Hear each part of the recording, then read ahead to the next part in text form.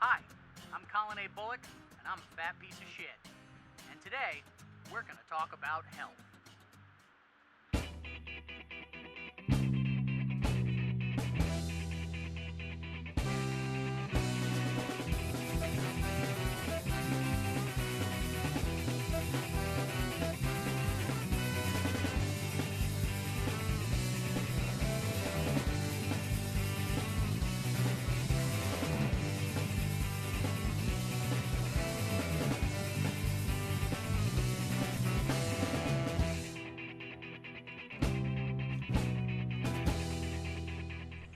Hi guys, my name's Colin A. Bullock, and this is Awkward Moments with Colin A. Bullock.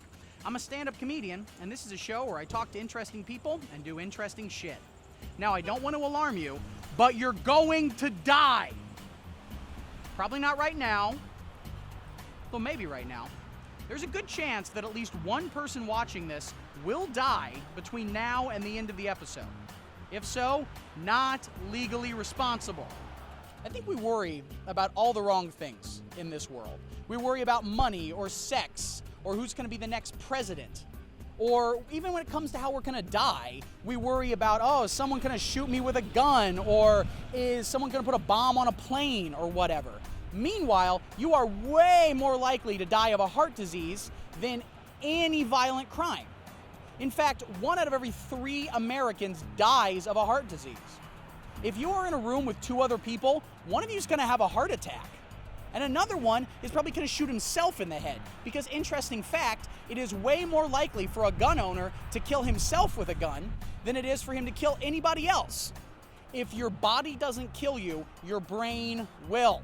I'm standing in front of Superdawg Drive-In here in Chicago. One of my favorite places to eat. I love the food here. And it's one of many, many things I put in my body that is fucking killing me. From when you're born until you're about age 18, your body's building itself. You're developing strong muscles, you're getting tough bones, you're growing pubes, all the things that happen as your body comes into its own. Then, at age 18, your body starts falling apart. Everything fails, you're shitting uncontrollably, it's a nightmare. And it happens for some people more rapidly than others, as we'll see soon. So today, we're going to explore all the different terrible things we do to our bodies and all the terrible things our bodies do to us. So light up a smoke, have a mammogram, eat a cheeseburger, and enjoy the episode. Do you want to make a dog? I'd love to make a hot dog. I think you should. Superdawg. A Superdawg. I'm going to make a Superdawg. Superdawg. All right, come on in. So first thing I do is First thing you get your box ready, sure. Already this is more time than it took him to make the entire. But you get the box from down here. You get the box from down here? Yeah. Either you pop it right on your arm. Okay. Or your body. This was another grandpa invention too. This box shoot. I love it. Yep. So then we take the bun out of here. Bun, yeah. Oh, out of here. That's garbage. So you don't want to No, go I literally have no idea what I'm doing. Ow, hot. Oh, very hot. Juan, Super hot. how do you do this? Juan, now you're just showing off, okay? We get it. This feels like college all over again. Okay, so I separate it. Now I get the hot dog out of here. The Superdawg. The Superdawg. Ow, Jesus. That's why you gotta do it fast. Juan. And by the way, I'm not one. I'm Lolo. Lolo, That's no. I'm not going to sit here and claim I'm not Now, racist. technically, All you right. should be doing this in your hand and not in the box because you're going to get better spread. But it's all right. Okay. You're No. learning. You're learning. I'm learning, but I'm going to take it out. Doing it in my hand, which hurts. All right, so we got the mustard. But I believe One it. quick swipe right down the middle. A little sloppy, but you won't work on it. We're going to make you eat this one. And then I do this. Then the relish, yep. Okay. All right, spread it out. Very nice. Then the onions. All right. Very nice. Oh, you're good. Easy on the onions, we'll say. We should serve this to someone and say it's a new program where we're letting special needs kids make our hot dogs. All right, now put it in the box. Well, I want to put some sport peppers up Oh, in this that's bitch. coming. But if you put them now, they're going to get lost in the super fries. Okay, so I put this in here. Put them in here, but you got to leave room for the fries here. So you got to hold the dog, yep, just like that. And then use this. Put the fries in Okay. while you're holding the dog still because you're going to make a mess otherwise. Oh, yeah, I already made a mess. This is no Already made a good. mess. And we get that pickle in there yet? No, what? Yeah, Oh, we I got know the pickle, pickles in and then there. we got Pickles in the there. peppers. I like me some sports 2 peppers. peppers, and then the 1 pickled tomato right on the side. 1 pickled tomato. Yep, and that is all. Lolo does not approve. And There. I made a Superdawg. sort of. But it's your first one, so it's okay. I'll be honest, this is the most I've ever achieved in my life. Well, This is the height of it. well done. Let me tell you, my favorite part of ordering Chinese takeout? Seeing how many fortune cookies they put in the bag. Because that tells you how many people they thought were eating the meal.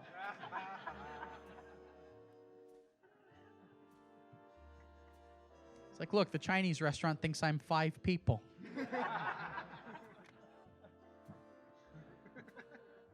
They think I'm a family.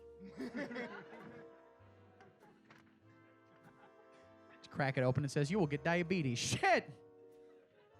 It's a sad, accurate fortune. What's the over-under that we'll see Kate Winslet's boobs in that one? Oh, you see her boobs in about 75% of the film she does. Yeah. Yeah. She's pretty, she shows Bush in Holy Smoke. I've never seen that one. That's good, man. I like Bush. I'm not into like, anyone can fucking show boobs. Show me some Bush, bro. Yeah, they don't show enough Bush in Hollywood. I agree. Hollywood needs more Bush. That's why I'm running for Senate. What's your name? I don't know. Already, this is not a great interview, Brian.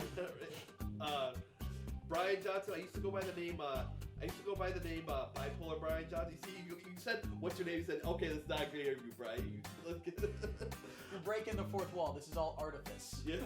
Okay. How about I used to go by the name Bipolar Brian Johnson, but I had to take it off Facebook because you can't have fake names on there anymore. I mean, I know a couple people that put fake names, but Mark Zuckerberg hunts them down and makes them change it. Boy, this is for my anxiety. I just take it as needed. I take it when I have class, when I have work, or when I'm going to do comedy. What kind of medicine is it? It's lorazepam. It's anxiety pill. It's mild anxiety pill. Okay, so it's not like you don't take it every day. I take it as needed. It says morning and evening. Well, it just says that. It just Okay. says that's the taxing it us. And then the stuff you take for your bipolar. I get a shot once a month. Okay. What exactly is wrong with you? A lot of things. I just got diagnosed about 6 months ago as having Asperger's. Mm-hmm. You got a white part. Yeah. What happened to your glasses? They've been broken for a while. Here, I'll show you. If it attaches, it falls right off. Oh, you tried glue it, man. Yeah, I probably will. I don't know. I don't know if I was born with it or if I got it somehow because I've heard different scientists say different things. But that's the real reason I'm so awkward. Even if I didn't have bipolar, I wouldn't be. I mean, even if I didn't have bipolar, I'd still probably be a very awkward person. Would you hear voices? What does it feel like to have bipolar disorder? Well, with the medication, it helps. I mean, I don't know how that compares to someone who doesn't, but I don't think the symptoms really started to kick in until I was about 16. Okay. But probably one of the hardest parts is trying to eat sometimes, with mine, because sometimes I eat too fast or something happens and then I vomit it up. And that also comes from having a bad stomach. I mean, I don't get manic as bad as other bipolar people do. That's more the Asperger's with why I'm so awkward. Mm-hmm. But the depression part is bad. That's why I sometimes get suicidal. Now, how many times have you tried to kill yourself? Well, the only times I came super far to it were when I was 16, when I jumped off the bridge in Antioch. I only jumped off a 50-foot bridge in the freezing cold water. But the worst part was the psych ward afterwards and getting the catheter put in me. That was painful. That's why you only tried to kill yourself once? That was the first time. The first time. What's going through your head as you're taking all this? To end it all. Why do you want to end it all?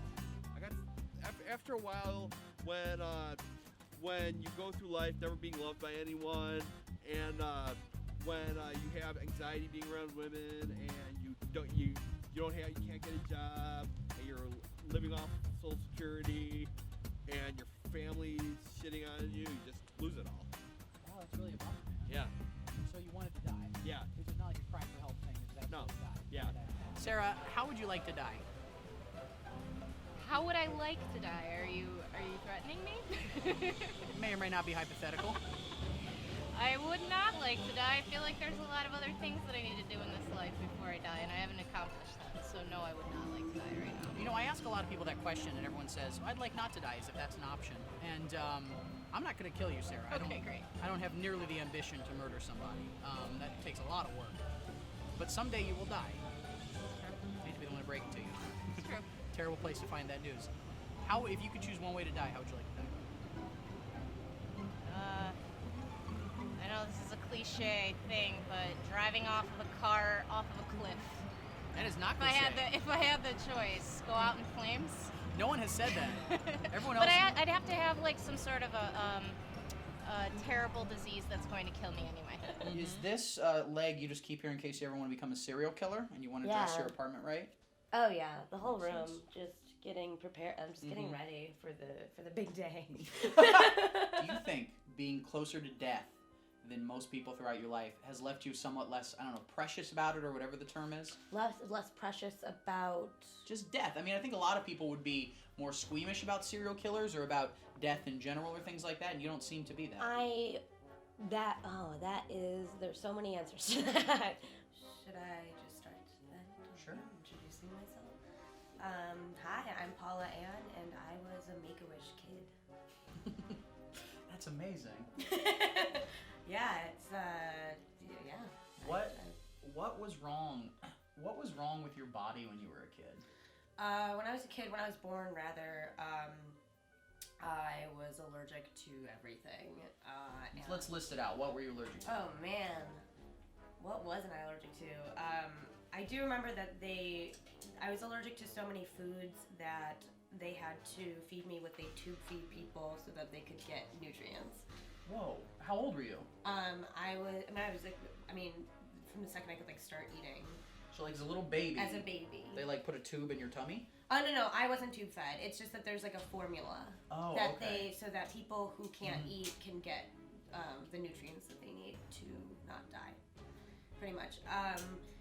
But I guess some of the main ones were milk, soy, corn, potatoes, rice, fish, nuts,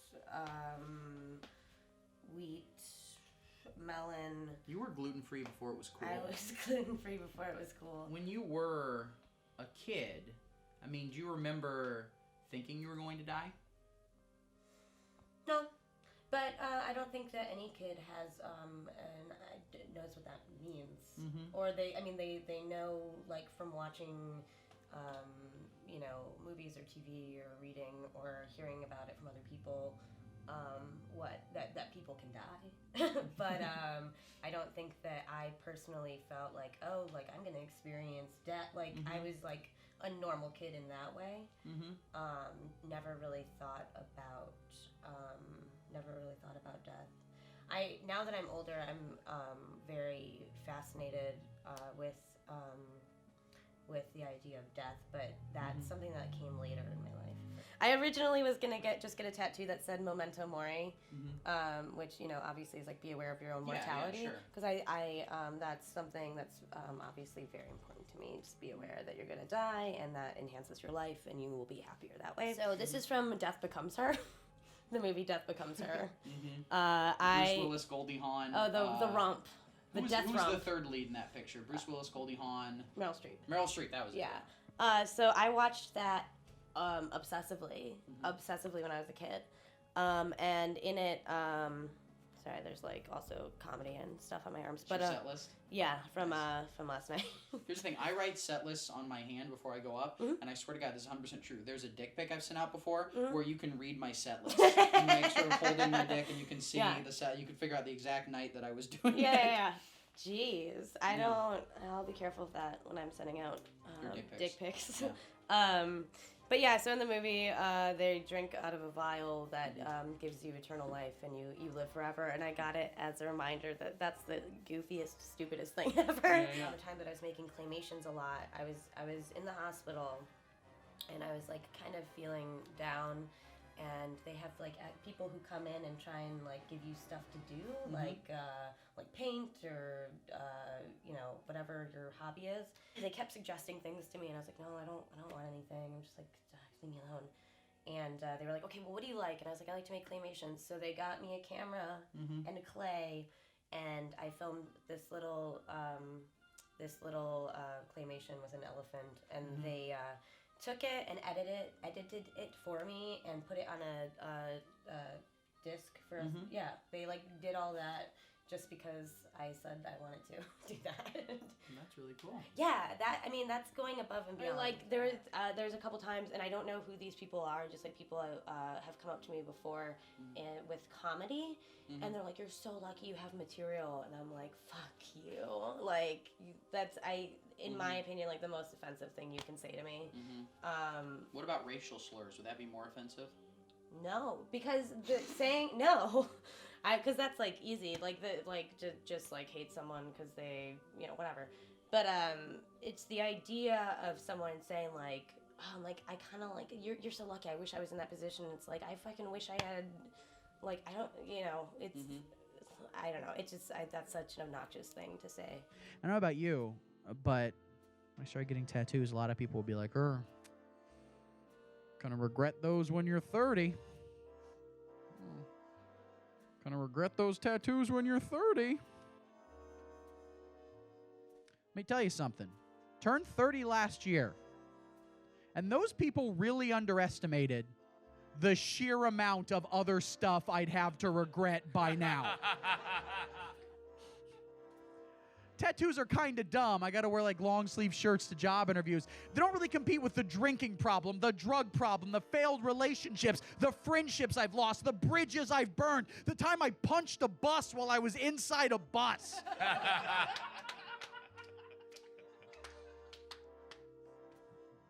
Oh, you're going to regret those tattoos when you're 30. Yeah, well, you don't know how much weight I'm going to gain.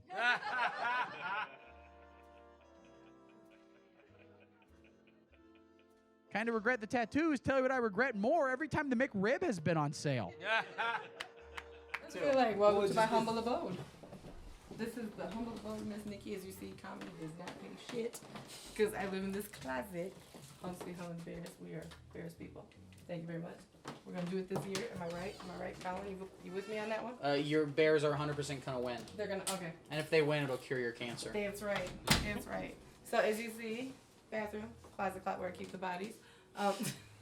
So I'm talking to Miss Nikki today, as your stage name is. Yes. What's your actual name? Veronique Martinez. Okay. Why did you choose Miss Nikki? It's actually been a nickname since I was in high school. Mm-hmm.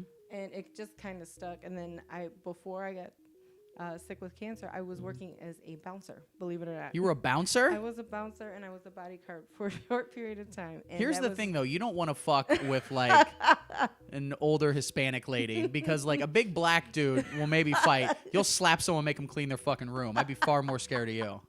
Actually, I was younger when I was doing that sort of thing, but it was, it was just starting. YouTube was just starting to pick up, and I think people just didn't want their ass kicked because it was going to go on YouTube. So Did you kick ass? Like I have been in a few barroom brawls, yes. Back in my you're day. a fucking rough customer, man.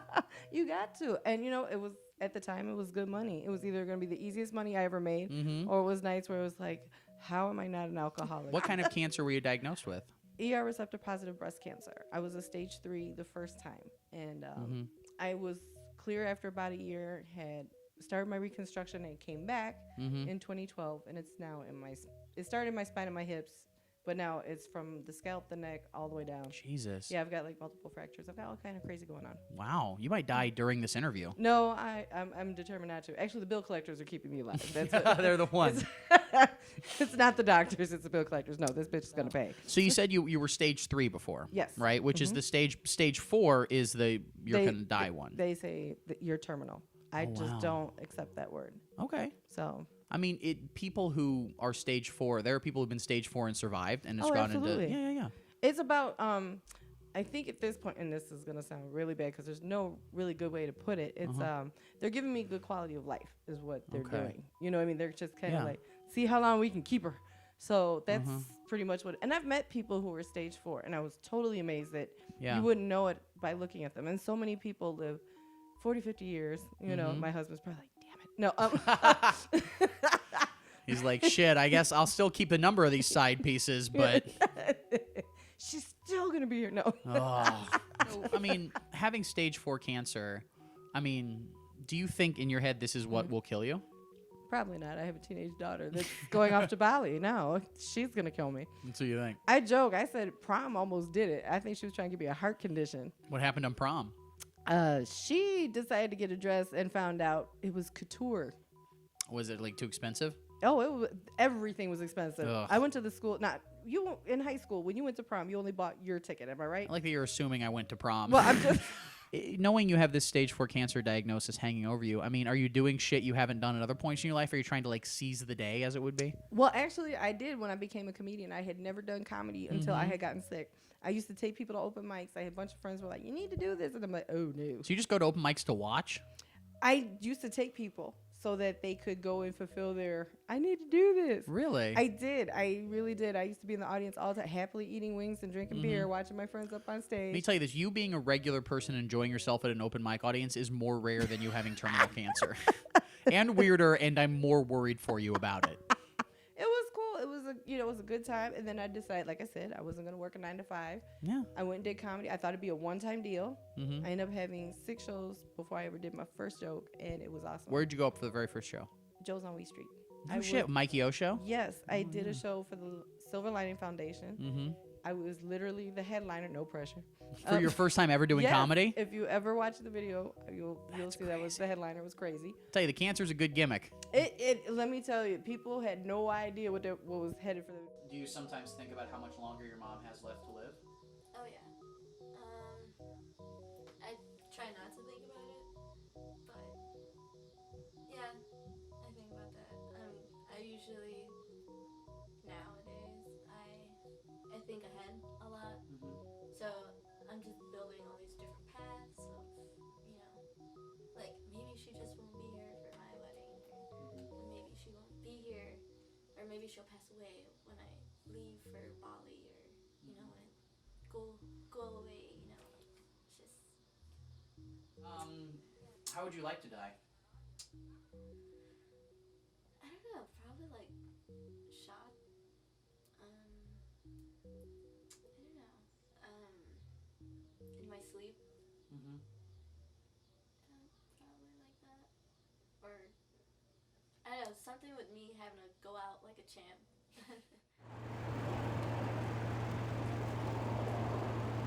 What's your name? Vincent. Vincent, what's your name? Zach.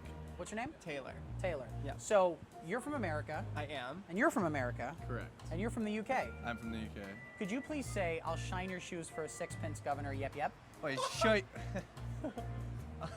I'll shine your shoes for a what?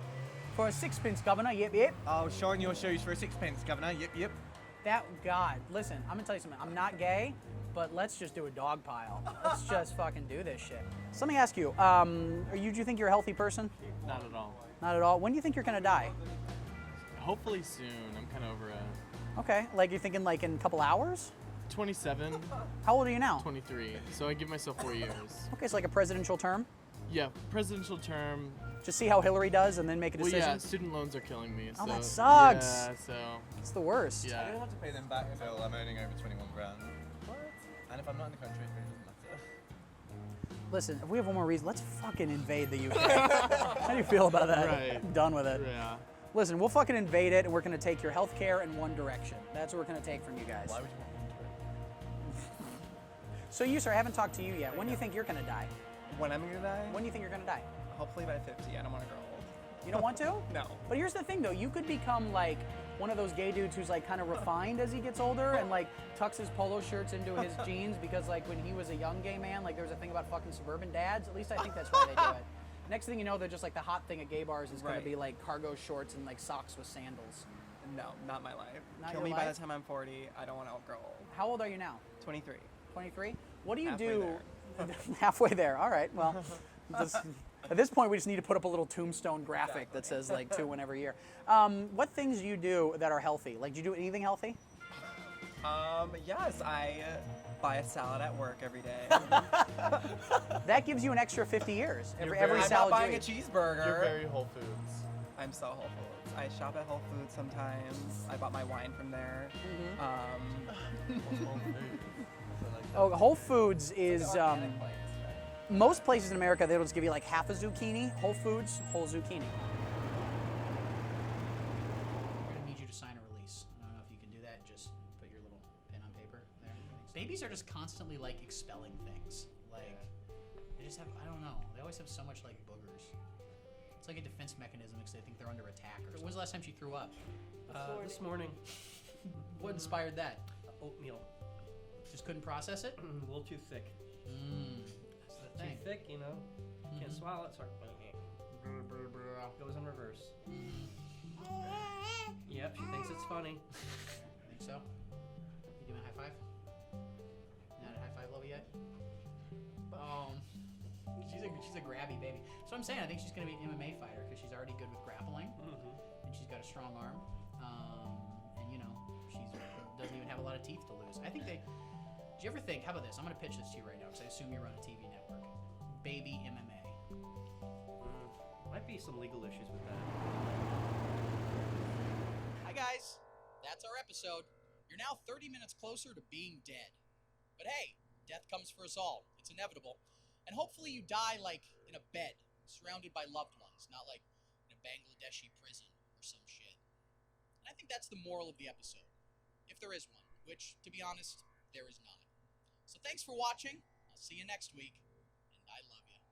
Now, to play us off, one of my favorite bands playing a song about one of my favorite things.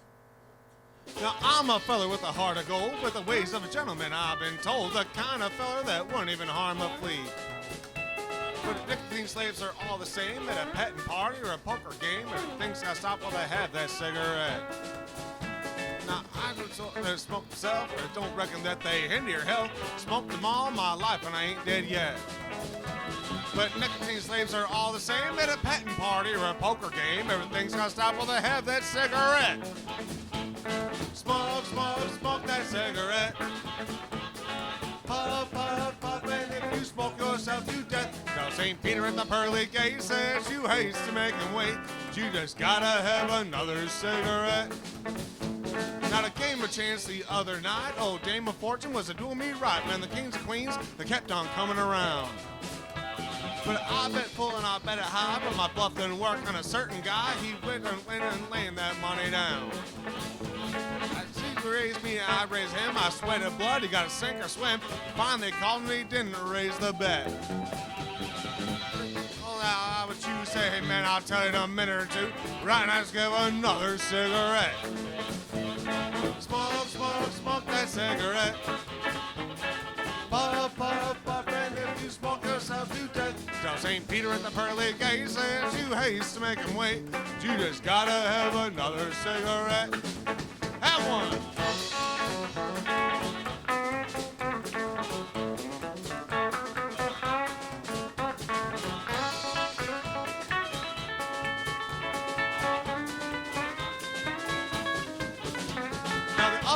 I had me a date with a cute little gal in the 48 states. She was a hybrid uptown fancy little dame. She said she loved me and it seemed to me that everything was like it ought to be. So hand in hand we strode down Lover's Lane.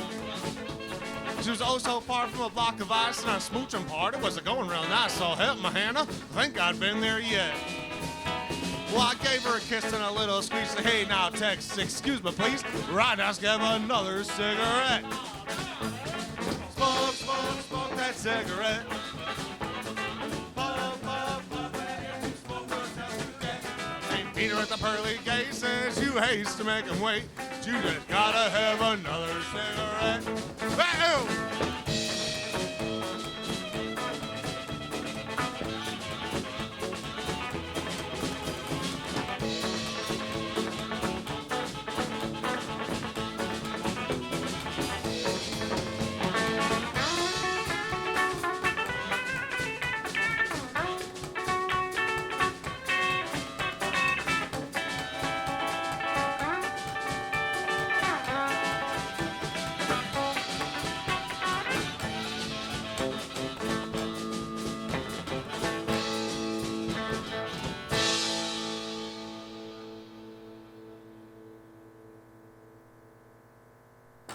Check out awkwardmomentspodcast.com on the web. Follow us on Twitter at awkwardpodcast, facebook.com/awkwardmomentspod. My website, collinbullock.com. Titty City Band, TITTYCITTY, 2 T's in City Band.com. Is that enough shit to throw it at you? That's all I got. I'll be back next week with some other fucking weirdo that I can talk about weird shit with. In the meantime, guys, fucking hug each other. You know what I'm saying? Because I'll see you real soon, and I love you. Really good at rapping. I am freestyling. cause that is what I do. Hey, hey, my name is Rappin' Colin, and I'm here to say, Hype Williams! Hype Williams! Hype Williams guest directed that music video. Yeah, we're probably fine. We got